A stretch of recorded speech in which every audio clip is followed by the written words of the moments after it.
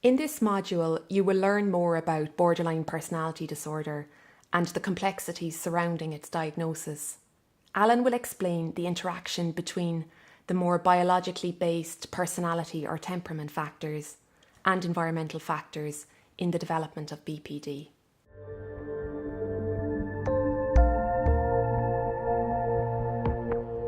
One of the problems we have in modern psychiatry and psychology is that there's a lot of overlap among different disorders.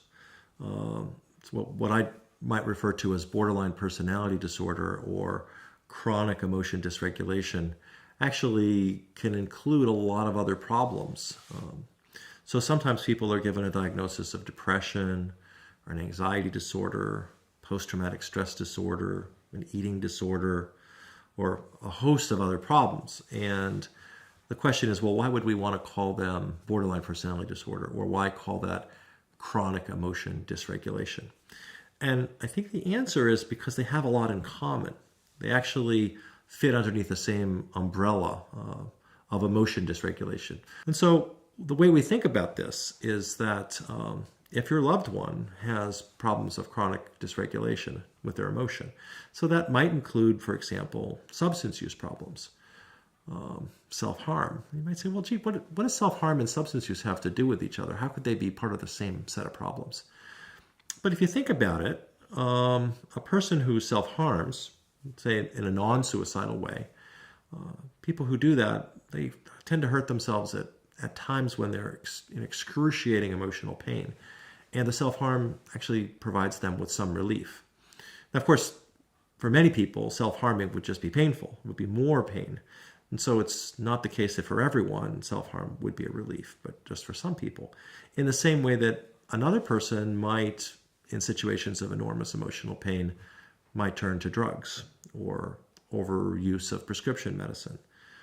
Another person might restrict their eating and develop anorexia or anorexic-like problems. Another person might binge eat, and yet another person might have panic attacks. And so all of those problems and many others have this same pattern of being dysregulated and then doing something that's kind of problematic.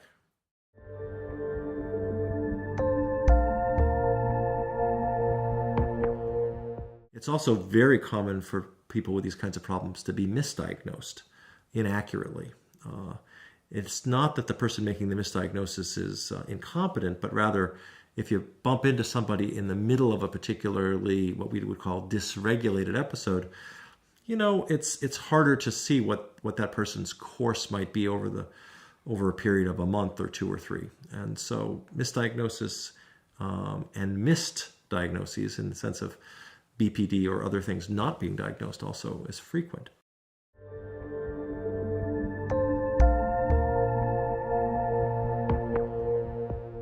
Emotion dysregulation is a relatively modern term for what happens when people respond to things. So something happens. In daily life, things happen all day long. And when things happen, we have emotional reactions. And sometimes those emotional reactions are quite normative. If you bump into someone at the store that's a friend of yours, seeing that person and that person smiles at us, we have a positive emotional reaction. We're happy. That's quite normal. If we're looking forward to having a cup of coffee with a friend and the friend calls us at the very last minute and says, gee, I can't do it, we feel disappointed. Those are really ordinary, healthy responses. Emotion dysregulation occurs when there are either so many negative events that the negative emotions start to accumulate so high that the person just can't stand it anymore. Or in some combination with their temperament, emotions just hurt more in a variety of ways.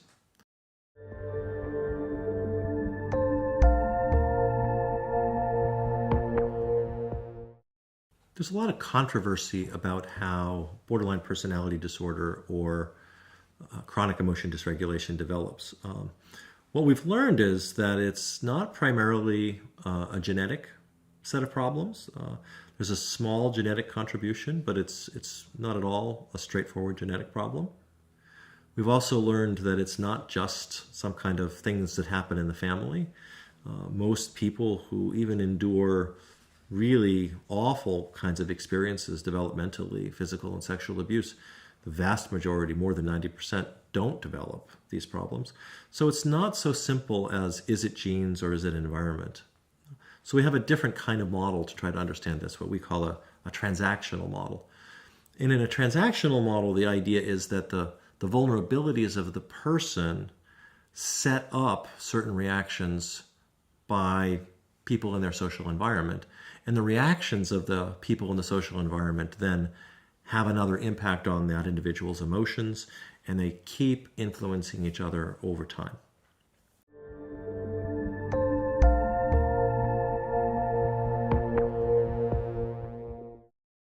So one factor that plays a big role in the development of emotion dysregulation chronically is what we might call vulnerability as temperament. In other words, everybody's born with a temperament. We know that temperament is stable in the short term, but does and can change in the long term. The pieces of temperament that we're particularly interested in with emotion dysregulation have to do with how sensitive a person is, how reactive a person is, and how long it takes them, once they get upset, once they get dysregulated, how long does it take to come back to baseline? So sensitivity has to do with how easily, how readily we respond to things that happen in the environment. So for example, a person who has sensitive hearing, that person hears things that lots of other people don't hear. The sound waves are really there, ears just don't detect them. In the same way that somebody who has sensitive emotion is detecting emotionally relevant things in other people in the world, and other people who are not as emotionally sensitive don't notice it. Those things are really there. They're not making them up, but it's easy to think that they're making them up because you don't see them, you don't feel them. Being reactive is another piece of vulnerability. Reactive means that once you do notice something has an emotional quality, that the reaction that you have is big. Okay, so someone could notice something but not have a big reaction, might be very sensitive but not very reactive. Or one could, once they notice it, they could have a very big reaction. And reactivity is, of course, means that your arousal goes up pretty high with any given event. Another piece of vulnerability has to do with how long it takes us to get back to our emotional baseline. Everybody gets upset. Everybody has high emotional arousal sometimes. And the question is, once we get activated, once our arousal goes up, if we don't do anything about it, does it just slowly, painfully come down a little tiny bit at a time? Or does it go boom, come right back down? And literally 30 seconds later, maybe back to normal. People, it turns out, are very different on this.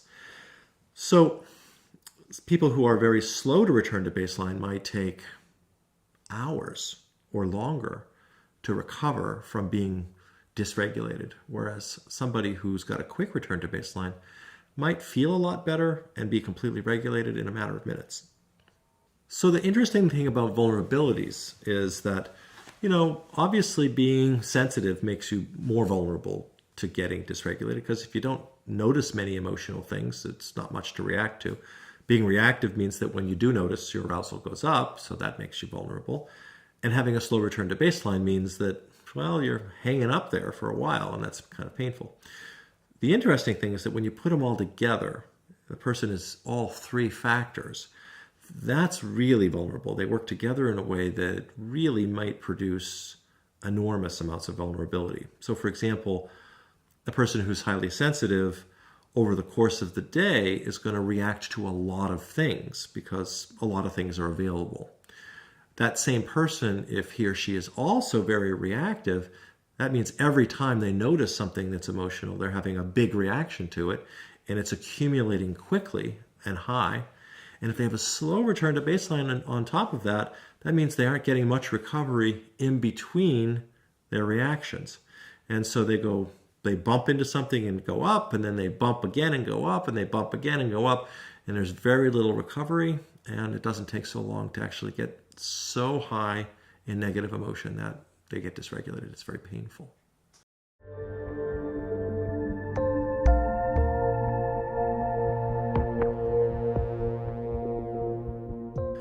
Well, in the transactional model, every transaction is ongoing in one sense, but we say that it starts with some event.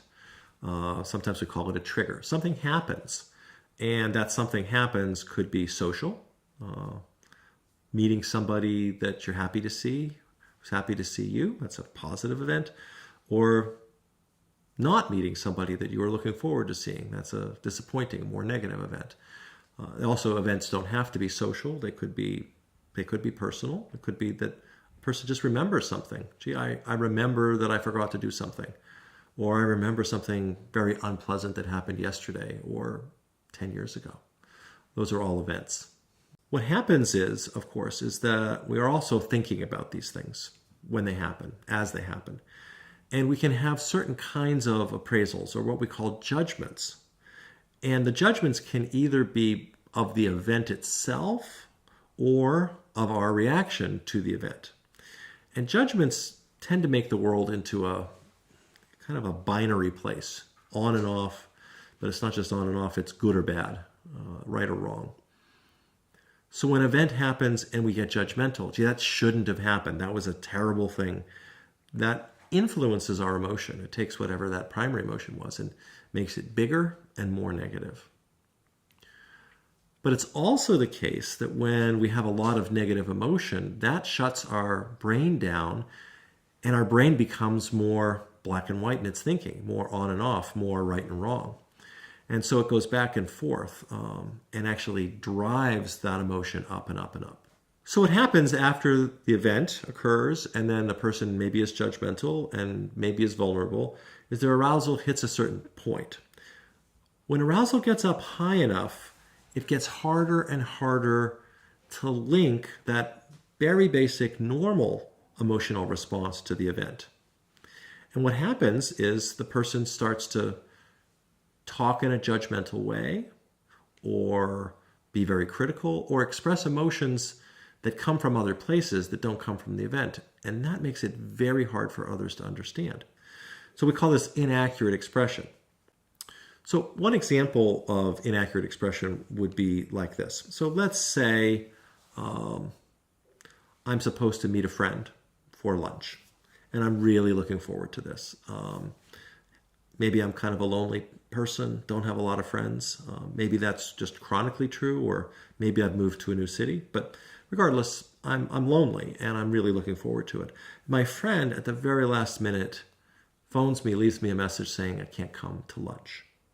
And maybe it's an ambiguous message. Maybe my friend has the flu, or maybe my friend doesn't want to have lunch with me, but it's an ambiguous message. And so what happens is my emotional reaction probably is disappointment. That's my primary emotion. And if I phoned up another friend and said, oh, you know what happened? I was supposed to meet so-and-so for lunch, but so-and-so couldn't do it. I'm so disappointed. I was really looking forward to it. We'd call that accurate expression. And it's pretty easy for people to be sympathetic and have a helpful response to that. But if I get judgmental, maybe I get judgmental of my friend. That friend's not really a friend at all. He or she never follows through. Really a lousy friend. Well, that's kind of judgmental. Now I'm getting angry. And so now I might phone up a different friend and say, oh, you know, so-and-so, that person's such a jerk. Well, maybe my other friend likes the first friend. It's very hard to see my disappointment in he or she's a big jerk. That's just hard to find my disappointment in that. And so it's very hard when I'm expressing myself inaccurately. It's very hard for other people to validate. So when we express ourselves, let's say to another person, we describe what we're feeling accurately. That makes it easy for another person to understand. And if the other person understands, their response to us is going to reflect that understanding. Something like, oh, it makes sense if you were looking forward to seeing your friend, why you'd be disappointed that he or she couldn't do that with you today. But if our expression is inaccurate, it's much harder to understand. And so if I say, well, so-and-so's a big jerk, well, then you might say, No, she's not. That's not kind. That's kind of mean. Why are you so mean? And actually be critical and actually invalidating of my response. If I'm inaccurate in my expression, that makes it very hard to understand what I'm experiencing. It makes it really easy to invalidate my experience because maybe you don't know it.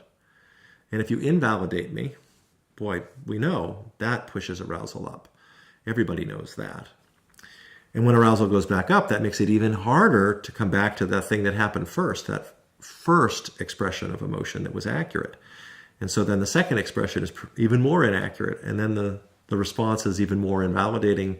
And that goes around and around for a while and results in a lot of pain.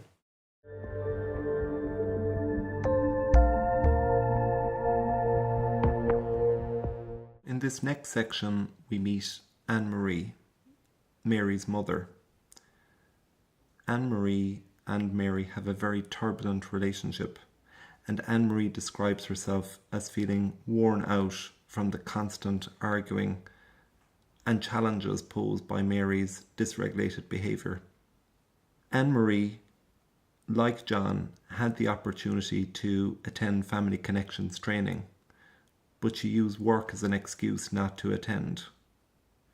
In reality, Anne-Marie was worried that no matter what she learned or what she did, the things weren't going to change for Mary or for her. So she's tired and frustrated by the constant arguments. Here we see an argument where Mary wishes to borrow Anne-Marie's car. We see how negative judgments lead to heightened arousal, inaccurate expression, which all results in dysregulated emotions and behaviours. Let's see what happens when John tries to intervene to control the situation. Where are the car keys? We've already spoken about this. You're not taking the car. Why not?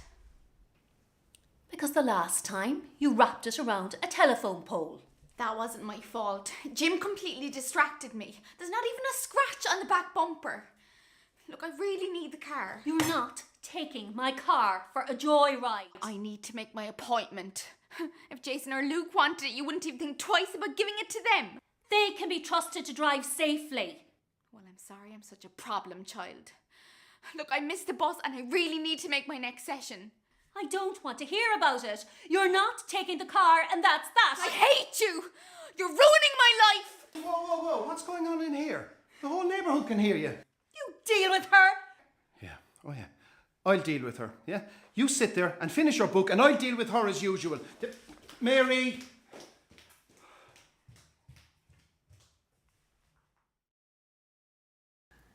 In the next module, we will learn how this interaction could have been managed more effectively using relationship mindfulness.